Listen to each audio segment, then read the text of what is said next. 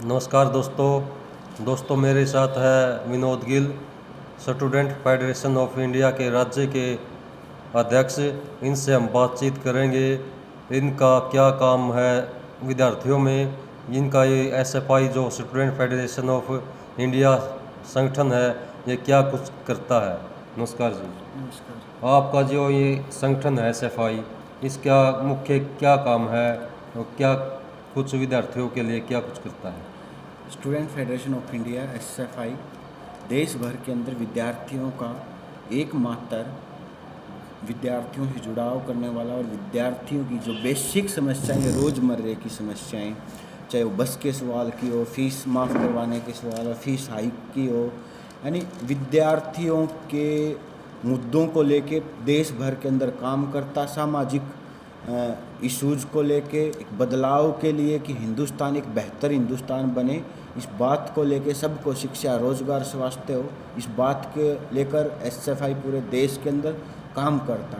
क्योंकि हम भगत सिंह अम्बेडकर को अपना वारिस मानते, उन शहीदों के विचारों को दोबारा से जीवित करने के लिए, उन शहीदों की जो अधूरी कहानियाँ हैं वो जनता तक लेके जाने का, विद्यार्थी नौजवानों को के बीच ले जाने के लिए हम काम करते हैं, एक बदलाव के लिए। कोरोना काल में विद्यार्थियों को किस प्रकार की समस्या का सामना करना पड़ा है, क्या वो समस्या अब भी लगातार बनी हुई है। देखिए, जैसे ही हिंदुस्तान के अंदर और हरियाणा के अंदर भी कोविड लगा, उस टाइम सबसे ज़्यादा समस्या फेस करने को मिली तो एजुकेशन को मिली है। क्योंकि हरियाणा के अंदर भी जिस तरीके से सरकार ने एक तरीके से सबसे पहले शैक्षणिक संस्थानों को बंद किया एक पूर्ण रूप से, उससे विद्यार्थियों की पढ़ाई छूटी है। और जो हम रेशो निकाल रहे हैं, यानी सबसे ज़्यादा उसका प्रभाव लड़कियों के अंदर पड़ा।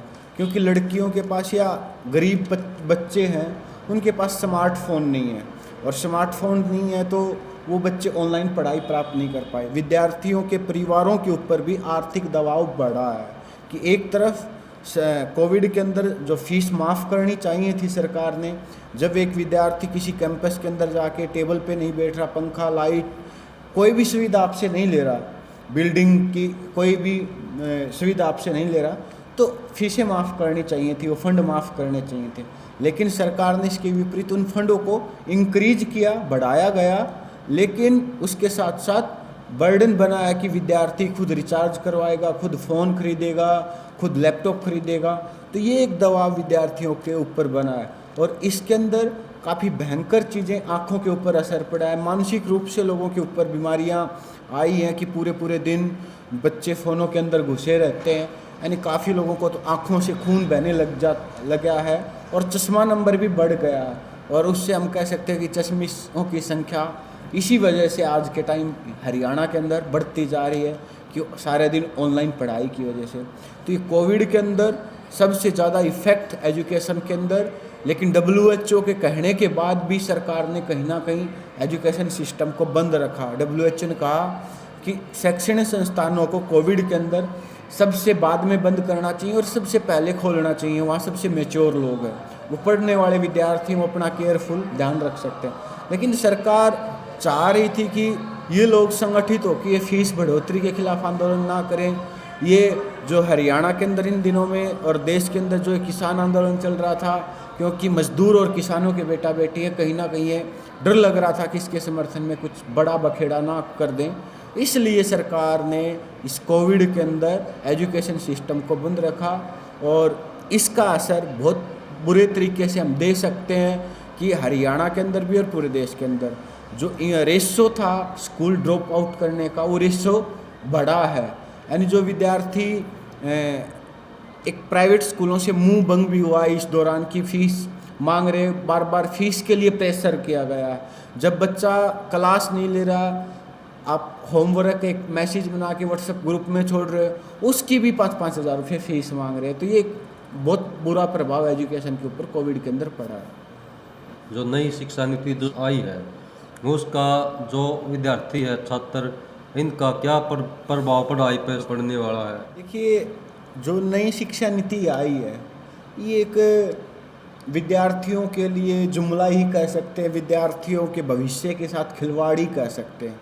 ये नई शिक्षा नीति विद्यार्थियों के लिए कोई चुनौतीपूर्ण सबक हो बनकर ही आई है, कि कोई आसान काम करने के लिए नहीं आई है। विद्यार्थी चाहता था कि हम भी चाहते थे कि हर विद्यार्थी स्कूल के अंदर जाए, हर विद्यार्थी कॉलेज के अंदर जाए, लेकिन इस नई शिक्षा नीति का इफ़ेक्ट हम देख सकते हैं। न्यू एजुकेशन पॉलिसी के तहत जो सरकारी स्कूल्स, जो सरकारी संस्थाएं आज़ादी के आंदोलन के बाद से अपनी ज़मीन दान करके, श्रम दान करके, किसी ने कुछ दान करके वो सरकारी बिल्डिंगें बनाई थी, और उसके बाद सरकार ने वो बिल्डिंगें जनता ने सरकार को हवाले कर दी कि ये संस्था हमने बना दी है सरकारी, लेकिन आप इनको चलाइए, इनके अंदर भर्तियाँ कीजिए, बच्चों को पढ़ाइए। आज उन संस्थाओं को जो शहीदों की दी हुई विरासत है उसको बेच रही है सरकार। नई शिक्षा नीति के अंदर सेल्फ फाइनेंस कोर्सों का जो सरकारी स्कूल थे उनका निजीकरण को लेके आई थी। अभी जैसे संस्कृति मॉडल स्कूल हरियाणा में बनाए गए, अब कह दिया, पहले तो इनकी फ़ीस बढ़ाई गई कि जो फ़ीस सरकारी स्कूल में 50 रुपये होती थी, मैं खुद 20 रुपये के अंदर एक सरकारी स्कूल के अंदर पढ़ के आया था आसानी से, लेकिन आज उस सरकारी स्कूल की फ़ीस जो एक नाम ही बदला है, एक रंग ही बदला है, और उस स्कूल की फ़ीस 500 रुपये कर दी। अब कल उन्होंने ये शर्त लगा दी कि संस्कृति मॉडल स्कूल प्राइवेट स्कूलों की तर्ज की तरह ही ओनली जो इंग्लिश बोल सकता है बच्चा उसके लिए लेंगे। क्या मज़दूर का बेटा तो इंग्लिश नहीं बोल पाते सब, क्या वो बच्चे कहाँ जाएंगे? यानी एक उस एजुकेशन सिस्टम से बाहर करने का तरीका कि वो संस्कृति मॉडल 9 से +2 के जो स्कूल हैं वो बने हैं, तो उस एजुकेशन से बाहर हो जाएंगे वो लोग, और वो उस एजुकेशन से बाहर हो जाएंगे तो फिर कॉलेज के सपने, यूनिवर्सिटी के सपने जो बच्चे देखते हैं वो नहीं जा पाएंगे। ये बड़ा इफ़ेक्ट उस नई एजुकेशन पॉलिसी का। प्राइमरी स्कूलों को आंगनबाड़ी के हवाले कर दिया गया, ये इफ़ेक्ट इस एजुकेशन पॉलिसी के अंदर। कॉलेजों के अंदर भर्तियां ना करना, ऑनलाइन ये तय कर दिया कि इतनी पढ़ाई, आपकी 70% पढ़ाई अब कॉलेजों के अंदर ऑनलाइन होएगी न्यू एजुकेशन पॉलिसी के तहत। जिस कोर्स की फ़ीस, जो कोर्स बजटेड कोर्स होते थे कॉलेज यूनिवर्सिटियों के अंदर, वो कोर्स उस पर फोकस किया गया कि सेल्फ फाइनेंस कोर्स किए जाएं। अभी देखिए आप रोहतक यूनिवर्सिटी में मैथ डिपार्टमेंट के अंदर स्पेशल सेल्फ फाइनेंस की 70 सीटें लेकर आ गई यूनिवर्सिटी, लेकिन बजटेड की सीटें नहीं लेके आई। बजट और सेल्फ फाइनेंस में फ़र्क इतना होता है कि वो बजट होती है उसमें फ़ीस कम होती है, सेल्फ फाइनेंस में फ़ीस ज़्यादा होती है। उसमें फ़ीस होगी 10 से 12 हज़ार रुपये, और सेल्फ फाइनेंस में होगी फ़ीस 1 लाख तक की। तो यानी उसकी तरफ, यानी अभी वो सीटें हम पता कर किया यूनिवर्सिटी के अंदर, हमारा संगठन वहाँ काम कर रहा, हमारे संगठन ने उसका विरोध किया कि ये 70 सीट तो इसकी आवश्यकता नहीं है, कम से कम 2-4 तो चल सकती हैं, और क्यों चले 2-4, लेके आइए आप बजटेड, हर बच्चा आएगा। अब 70 सीटों पे 22 एडमिशन, और 22 में से 7 विद्यार्थी छोड़कर चले गए कि फ़ीस नहीं पे कर सकते इतनी, यानी 15 लोग। यानी पढ़ाई को ऐसा बनाया जा रहा है कि आने वाले टाइम में जिसके पास पैसा होगा वो पढ़ाई कर पाएगा, और जो कॉलेज यूनिवर्सिटियों के अंदर जो सपने विद्यार्थियों ने हॉस्टलों में रहने के एक बेहतर जीवन बनाने के लिए सोचे थे, वो ख़त्म किया जा रहा है कि सारी पढ़ाई आने वाले टाइम में ऑनलाइन होगी, पैसा दो, डिग्री प्राप्त करो। ऐसा काम हरियाणा के अंदर और देश के अंदर इस एजुकेशन पॉलिसी का होगा। ये आने वाले टाइम के लिए हम इस न्यू एजुकेशन पॉलिसी के हमने अपने संगठन की ओर से ड्राफ्ट भी भेजा था, और अभी भी हम इसका विरोध कर रहे हैं। इसके अंदर बहुत सारे बदलाव करने की ज़रूरत है जो हर विद्यार्थी के लिए बेनिफिट हो सकता, क्योंकि विद्यार्थी के पास स्कॉलरशिप नहीं है। पिछले 5 साल से हरियाणा में जो SC BC OBC विद्यार्थियों की स्कॉलरशिप वो नहीं मिल रही, कुछ लोगों को मिल गई तो उसके लिए चॉकलेट के रूप में कह सकते हैं कि वो मीठी गोली है, एक बार के लिए स्वाद मिलेगा, कुछ लोगों को फिर नहीं मिलेगी। यानी ये हमले हैं एजुकेशन पॉलिसी के अंदर, क्योंकि हम मानते हैं कि बहुत सारे बच्चे स्कॉलरशिप के सहारे पढ़ते हैं, वो स्कॉलरशिप नहीं मिलेगी तो बच्चे घर से बाहर नहीं आ सकते, वो पढ़ाई नहीं कर सकते कि उनका आर्थिक पारिवारिक रूप से कमज़ोर हैं। तो इसलिए ये हमले हैं। अब UGC न्यू एजुकेशन पॉलिसी के तहत एक तरफ तो PhD को कंपलसरी कर रही है, नेट को कंपलसरी कर रही है, लेकिन RSS की सरकार, भाजपा की सरकार अपने लोगों को डिपार्टमेंटों को अंदर भर्ती करने के लिए EOGC के अंदर नेट GRF के बिना ही भर्ती का रूल लेके आने लग रही है, जिससे खतरनाक ही होगा कि जो बच्चे मेहनती हैं वो बाहर रह जाएंगे, चापलूसी वाले लोग अंदर चले जाएंगे जो सरकार पे चमचागिरी करते हैं। तो ये एजुकेशन पॉलिसी के इफ़ेक्ट हैं प्रदेश के विद्यार्थियों के लिए। 3 साल के लिए ठेके पर भर्ती की जाएगी सेना में, क्या कहना आपका? देखिए, हमारा शुरू से ही है, जब एसएफआई की शुरुआत होती है हिंदुस्तान के अंदर, हमने पहली कॉन्फ्रेंस से ये स्लोगन दिया था, सबको शिक्षा सबको काम, मुफ्त पढ़ाई मुफ्त इलाज मांग रहा है हिंदुस्तान, मुफ्त रोजगार। यानी ये हमारा स्लोगन शुरू से ही है कि सबके लिए मुफ्त इलाज मुफ्त पढ़ाई होनी चाहिए, सबके लिए रोजगार का प्रबंध होना चाहिए। लेकिन सरकार इसको लगातार बंद करती जा रही है। सेना नहीं है, सारे डिपार्टमेंट लोगों ने आज ठेके पे भर्तियां कर दी हैं। जितने पेपर हरियाणा के अंदर, हिंदुस्तान के अंदर आज आयोजित करवा रहे हैं कंपटीशन के, हर रोज़ हम देख रहे हैं कि आज भी वो पेपर लीक हो गया, बच्चा पेपर दे के घर तक नहीं पहुंचता, उससे पहले आता है कि पेपर कैंसिल हो गया। हरियाणा में तो बड़ा रिकॉर्ड साबित किया है कि 29 परीक्षाएं सरकार ने पिछले 7 साल के अंदर करवाई है और 29 की 29 परीक्षाएं लीक हुई हैं सरकार के लोगों की सह के द्वारा। सरकार के बोर्ड का सेक्रेटरी, चेयरमैन की चैट सबके सामने आ चुकी है। यूनिवर्सिटी के एग्ज़ाम कंट्रोलर तक उसके अंदर शामिल होते हैं और उसको एग्ज़ाम कंट्रोलर रखा जाता है, अभी तक एक्शन नहीं है, वो गायब है। यानी रोज़गार का बड़ा संकट है और जनसंख्या लगातार बढ़ती जा रही है। हरियाणा के अंदर देखिए, जब ये 94 से पहले का दौर है या 94 के आसपास का दौर है, उस टाइम हमारी जनसंख्या 1 करोड़ के आसपास होती थी और नौकरियां हरियाणा के अंदर 3.5 लाख होती थी। लेकिन आज नौकरियां 1 लाख 1.5 लाख के आसपास आ गई, नौकरियां घट गई है, जनसंख्या हमारी बढ़ गई, 3.5 करोड़ के आसपास चली गई है। जबकि ये नौकरियां आज के समय में हरियाणा के अंदर 10 लाख के आसपास होनी चाहिए थी। अब सेना का सवाल लीजिए, यानी देश के अंदर हर रोज़ हमले किए जा रहे, हमारे पड़ोसी देशों के द्वारा या जो कुछ समूह हैं, जो आतंकवादी लोग हैं, वो सरकार की सह के द्वारा हमारे ऊपर हमले कर रहे हैं। हर रोज़ हम होली दिवाली अपने परिवार के साथ खुशी के साथ बनाते हैं, लेकिन हमारे ही परिवारों के सपूत, हमारे परिवारों के नौजवान सेना के अंदर भर्ती होते हैं और देश की रक्षा करते हैं। यानी देश की रक्षा आज हिंदुस्तान की सरकार ने बेच दी गई है। इससे बड़ी शर्म की बात क्या हो सकती है?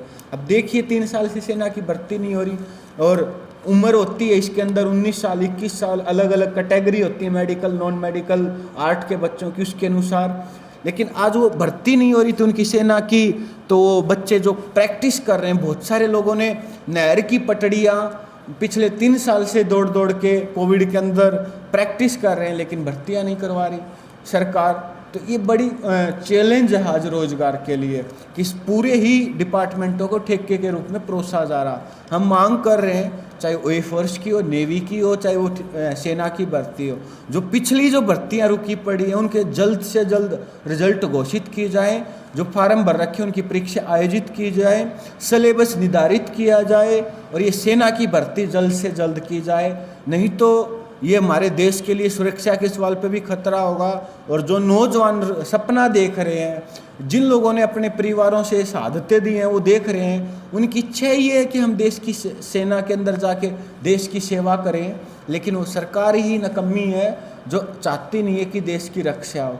तो ये नौजवानों के साथ विश्वासघात है और उम्र के अंदर इन नौजवानों को छूट दी जाए, जिनकी भर्तियों के अंदर शामिल नहीं हो पाए 3 साल से, उनको शामिल किया जाए, इस प्रतिबंध को हटाया जाए। ये हमारी डिमांड है और ये जो धरना चल रहा है उसका हम अपने संगठन की ओर से समर्थन करते हैं। हम भी पिछले दिनों हरियाणा के अंदर इसी बात को लेके, रोजगार के सवाल को लेके, चाहे वो पीजीटी की भर्ती हो, चाहे गेस्ट टीचरों की भर्ती हो, चाहे पीटीआई की जो भर्तियां कैंसिल कर रखी, उनको लेके हमने भी पिछले दिन हरियाणा के अंदर एक पैदल यात्रा का आयोजन किया था। और अभी दोबारा से हम और संगठनों के साथ एक कोरम बना के, जो अभी हमारा 15-16 अप्रैल को राज्य स्तर का एक सम्मेलन, हम प्रदेश के नौजवानों के साथ बातचीत करने के लिए एक सम्मेलन का आयोजन कर रहे हैं 2 दिन का रोहतक के अंदर। उससे आंदोलन की घोषणा करेंगे शिक्षा और रोजगार के सवालों को लेकर। पूरे प्रदेश के अंदर मई के महीने के अंदर एसएफआई नौजवानों को लेके, रोजगार को लेके पूरे प्रदेश के अंदर एक संगठित आंदोलन खड़ा करेगी। ये हम एक प्रदेश के नौजवानों से अपील करते हैं। उस आंदोलन के अंदर, इस कन्वेंशन के अंदर, इस सम्मेलन के अंदर आप 15-16 अप्रैल को शामिल हो, ताकि ज़्यादा से ज़्यादा लोग अपनी सुझाव राय दे सकते कैसा आंदोलन बिल्डअप हो। और आशा करते हैं आपका ये जो सम्मेलन होने जा रहा है रोहतक में वो सफल होगा, और जो शिक्षा और स्वास्थ्य के, शिक्षा रोजगार के मसलों को लेकर आपका जो संगठन है लगातार ऐसे ही लोगों को जागरूक करता रहेगा। धन्यवाद। शुक्रिया आप लोगों का।